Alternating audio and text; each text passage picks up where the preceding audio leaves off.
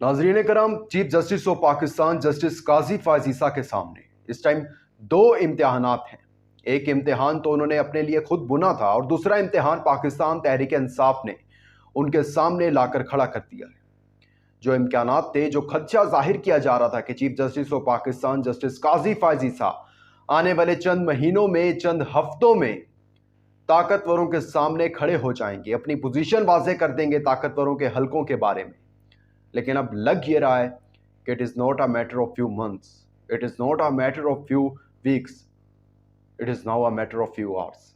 इसके साथ साथ पीटीआई रहनुमाओं की ताकतवरों के रहनुमाओं से मुलाकात हुई है और उस मुलाकात का अलामिया भी जो है वो जारी कर दिया गया है। बड़ी इंटरेस्टिंग, बड़ी इंपॉर्टेंट वीडियो होने वाली है आज की, आखिर तक लाजमी देखिएगा। लेकिन आगे बढ़ने से पहले आपसे गुजारिश है कि हमारे चैनल को सब्सक्राइब कर लें, वीडियो को लाइक और शेयर लाजमी कीजिएगा। नाज़रीन करम, सबसे पहले तो बात कर लेते हैं पाकिस्तान तहरीक इंसाफ के हवाले से। पाकिस्तान तहरीक इंसाफ ने चीफ जस्टिस के सामने एक इम्तिहान लाकर खड़ा कर दिया है और उनको कहा है कि अपनी पोजीशन वाज़ेह करें कि आप आइन और कानून के साथ हैं या स्क्रिप्ट पर चलने वाले चीफ जस्टिस हैं। इलेक्शन कमीशन ने इलेक्शन की तारीख का ऐलान किया। जनवरी के आखिरी हफ्ते में मुल्क भर में इलेक्शन होंगे और तमाम सूबों को इलेक्शन कमीशन ने ऑर्डर दे दिया कि आप इलेक्शन की तैयारी करें। 27 नवंबर को हल्का बंदियां जो हैं उनकी फहरिस्त शाया कर दी जाएगी और उसके 54 दिन के बाद, यानी यही जनवरी का जो है आखिरी हफ्ता बन रहा है, इसमें इलेक्शन मुल्क भर में मुंतकिद किए जाएंगे। लेकिन इसके ऊपर पीटीआई ने, पाकिस्तान तहरीक इंसाफ ने एक बड़ा जबरदस्त मूव खेला और उन्होंने इस इलेक्शन की तारीख के मामले को सुप्रीम कोर्ट में चैलेंज करने का ऐलान कर दिया। ऑल्दो पीपल्स पार्टी ने भी कहा है कल कि हम भी इजलास में फैसला करेंगे कि हमें भी जनवरी के आखिरी हफ्ते में इलेक्शन मंजूर हैं या नहीं। लेकिन अभी उन्होंने फैसला, कोई बयान इस हवाले से दिया नहीं है। लेकिन उन्होंने ये कहा है कि हमने एक मुतालबा किया था कि इलेक्शन की तारीख का ऐलान किया जाए, हमारी बात मान ली गई, हमारा मुतालबा मान लिया गया। लेकिन अभी हम इजलास में फैसला करेंगे कि जनवरी के आखिरी हफ्ते में हमें ये तारीख जो है वो मंजूर है या नहीं है। अब इसमें देखना यह है कि चीफ जस्टिस ऑफ पाकिस्तान क्या करते हैं। कोर कमेटी का फैसला था और कोर कमेटी में आपको ऑलरेडी बता चुका हूं, इमरान खान मैनेज कर रहे होते हैं। जेल में वकला की मुलाकात होती है, वहां से ऑर्डर लेके जाते हैं, कोर कमेटी को बताते हैं, कोर कमेटी फिर अगला अपना वो खेलती है कार्ड। इसमें अब देखना यह है कि chief justice of Pakistan justice Qazi Faez Isa क्या करते हैं। वही आइन और कानून के मुताबिक चलते हैं। आइन और कानून के मुताबिक चलेंगे तो उनकी पोजीशन वाज़ेह हो जाएगी कि भाई ये जो हैं जज हुमायूं दिलावर नहीं है, ये आइन और कानून के मुताबिक फैसले करेंगे और वही स्क्रिप्ट के मुताबिक चलेंगे, लिखा हुआ पढ़ लेंगे स्क्रिप्ट, तो फिर तारीख में आपको भी जज हुमायूं दिलावर से बुरे अल्फाज में याद रखा जाएगा। वहीं दूसरी तरफ ताकतवरों के हलकों में से मोहम्मद अली दुरानी, आपको पता है, बड़ी मफाहमत की कोशिश कर रहे हैं, बड़ी उन्होंने कोशिशें तेज़ की हुई हैं। उनकी पीटीआई के वक्त से मुलाकात हुई है। पाकिस्तान तहरीक इंसाफ के वक्त की जो सरबराही थी वो असद कैसर कर रहे थे। इस मुलाकात का अहवाल ये था कि जो मेन स्ट्रीम मीडिया पर आई कि कौमी यकजहती के हवाले से बातचीत हुई है। लेकिन अंदरूनी खबरों में खबर ये है कि मोहम्मद अली दुरानी ने ये कहा है, जो ये पीटीआई का वक्त था, कि आप थोड़ी सी लचक दिखाएं, मैं फिर ताकि उनको भी कहूँ कि वो भी लचक दिखाएं। ठीक है, आप इलेक्शन की जो तारीख का मामला है इसको रहने दें, अभी 2-3 मंथ की बात है, इलेक्शन हो जाने हैं। हो सकता है कि अगर मफाहमत हो जाती है, मुज़ाकरात कामयाब हो जाते हैं, तो खान साहब बाहर आकर इलेक्शन की कंपेन भी कर सकते हैं। इस तरह आप मामले को जो है वो बिगाड़ेंगे, ये जाएंगे सुप्रीम कोर्ट में, फिर आप ये कहेंगे कि जी इलेक्शन का इख्तियार सदर को है, 90 दिन में इलेक्शन होने चाहिए। तो जब एक दफ़ा 2-3 मंथ की बात है, ज़्यादा कोई बात नहीं है।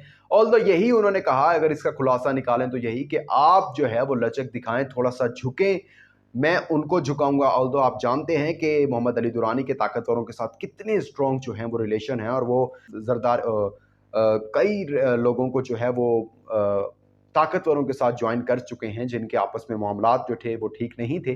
तो मोहम्मद अली दुरानी ने वहाँ पर बहुत अच्छा किरदार अदा किया था और अब भी कर रहे हैं। अल्लाह करे कि इसके ऊपर कोई अच्छा जो है वो फैसला निकला है। हम भी यही चाहते हैं कि खान साहब बाहर आएँ और मुज़ाकरात हों, लेकिन मुज़ाकरात इस सूरत में ना हो कि एहतसाब करने पर मना कर दिया जाए और ये तमाम लोग जितने भी लंदन वाले मियाँ साहब हैं और ये बहरिया टाउन वाले लोग हैं, इनको माफ़ कर दिया जाए। तो ऐसा तो मुमकिन नहीं होगा, खान साहब कभी भी नहीं मानेंगे। लेकिन आने वाले दिनों में देखते हैं कि इसके ऊपर क्या जो है चीज़ें सामने आती हैं। नाज़रीन, दूसरी तरफ अब बात कर लेते हैं चीफ जस्टिस ऑफ पाकिस्तान ने जो इम्तिहान अपने लिए खुद खड़ा किया था। ये बात है कि जब काजी फाजीसा चीफ जस्टिस नहीं बने थे बल्कि सुप्रीम कोर्ट के बेंच का एक हिस्सा थे, मैं आपके सामने पहले वो फैक्ट्स एंड फिगर और वो सब चीज़ें जो हैं आपके सामने मैं आपको बताता हूँ और उसके बाद आपको बताता हूँ कि इसका क्या नतीजा निकलेगा और क्या चीफ जस्टिस इस इम्तिहान में कामयाब हो पाएंगे या नहीं। नाज़रीन करम, सुप्रीम कोर्ट में फैजाबाद धरना नजरसानी के समाअत के लिए मुकर्रर हो गया है। चीफ जस्टिस पाकिस्तान की सरबराही में 3 रुकनी बेंच 28 सितंबर को समाअत करेगा। जस्टिस अमीन, जस्टिस अतर मिनुल्लाह बेंच का हिस्सा होंगे। आईनी अब ये मैं आपको बताने लगा हूं कि ये मामला कहाँ था, ये मामला इम्तिहान में कैसे चुना ये इम्तिहान और कैसे बुना, अब ये मैं आपको बताने लगा हूं। आईनी तरमीम इलेक्शन बिल 2017 में हल्फनामे के अल्फाज को तब्दील किए जाने पर तहरीक लब्बैक ने नवंबर 2017 में इस्लामाबाद में फैजाबाद के मकाम पर 22 रोज तक धरना दिया था। एक ऑपरेशन भी किया गया था उनके खिलाफ, जिसके बाद एक मुआहदे के तहत धरना खत्म हो गया था। वजीर कानून जो थे उस वक्त के जाहिद हामिद साहब, उन्होंने इस्तीफा दे दिया था। इस्लामाबाद पुलिस का तकरीबन 19 करोड़ 55 लाख जो था वो खर्चा आया था इस सारे धरने पर और इन सारी सिक्योरिटी को मैनेज करने पर। यह फैक्ट एंड फिगर आपके सामने रखना बड़ा लाजमी था। और मेट्रो स्टेशन की तोड़ फोड़ और उसकी बंदिश की वजह से तकरीबन कौमी खजाने को 6 करोड़ 60 लाख का नुकसान हुआ। इसके बाद सुप्रीम कोर्ट ने इस मामले का नोटिस लिया। इस वक्त के जस्टिस काजी फायज ईसा, जस्टिस बशीर आलम पर मबनी 2 रुकनी बेंच ने समाअत की और 43 सफ़हात पर मुश्तमिल जो है वो फैसला सुना दिया। अब ये फैसला सुनिएगा। और उन्होंने कहा कि रियासत को गैर जानिबदार और मुनसिफाना होना चाहिए, कानून का इतलाक सब पर होना चाहिए, चाहे वो हुकूमत में हो या इदारों में। कोई भी अपनी हद से तजावुज ना करे। किसी भी एजेंसी या इदारे को इजहार राय पर पाबंदी लगाने का कोई हक नहीं। यही चीज जो सबसे इसके अंदर ये लाइन सबसे इंपॉर्टेंट थी कि किसी इदारे को, किसी एजेंसी को, किसी सिक्योरिटी इदारे को इजाजत नहीं है कि वो किसी का नाम, किसी की तस्वीर जो है वो टीवी पर आने से, किसी का नाम बोलने से मना कर सके। अब ये चीज जो है वो सबसे इंपॉर्टेंट थी। ये जो 43 सफ़हात का 2017 में इन्होंने वो दिया था और फैसला दिया था और उसके अंदर इन्होंने ये बोला था। और अब जो है वो दोबारा नजरसानी समाअत केस भी लग चुका है, उसकी समाअत भी करनी है और समाअत करनी भी फिर चीफ जस्टिस काजी फायज ईसा ने है। अब ये सारी चीज़ें जो हैं उस वक्त जस्टिस काजी फायज ईसा ने फैसला दे तो दिया था 43 सफ़हात का, लेकिन आज के सिनेरियो में अगर इसे देखें, ये जितना भी सिनेरियो अब चल रहा है तो सिचुएशन बड़ी इंटरेस्टिंग है और बड़ी जो है ना वो मामलात जो है बड़ा दिलचस्प मामला ये बन गया है। अब इसमें रगड़ा कौन जाएगा अगर तो ये केस इम्तिहान मतलब ये जो जस्टिस काजी फायज ईसा का चल रहा है, जनरल फैज़ इसमें आएंगे, जनरल बाजवा आएंगे, ये दोनों जो हैं इसका अगर केस चलता है और इस पर अमल दरामद करवाया जाता है फिर आगे जाकर, अगर ये सारे अपने ही फैसले पर अगर मुकर जाते हैं तो वो फिर अलग बात है।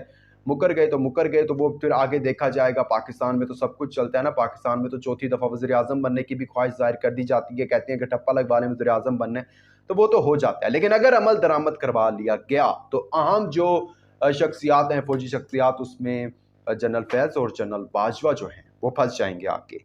और वही जो है इन्होंने कहा था कि एजेंसियों के हवाले से कि किसी को इख्तियार नहीं है कि वो किसी का नाम जो है वो टीवी पर आने पर, किसी की तस्वीर टीवी पर आने से मना कर सके। तो अगर उस मामले को भी देखें तो इमरान खान का नाम आने पर पाबंदी है, इमरान खान का नाम बोलने पर पाबंदी है। चेयरमैन पीटीआई कहा जा सकता है लेकिन इमरान खान आप डायरेक्ट नहीं बोल सकते हैं। पता लग जाएगा जी लोगों को इमरान खान है, लेकिन चेयरमैन पीटीआई बोलेंगे तो पता नहीं चलेगा। तस्वीर भी आने पर पाबंदी है। लेकिन अब देखना है कि इसका 28 सितंबर को ये समाअत है उसका क्या नतीजा निकलता है। ये था जी अहवाल। देखते हैं चीफ जस्टिस इन दोनों इम्तिहानात में कामयाब होते हैं या नहीं। अपना इंपॉर्टेंट फीडबैक देना मत भूलिएगा। दीजिएगा इजाज़त। अल्लाह हाफिज़।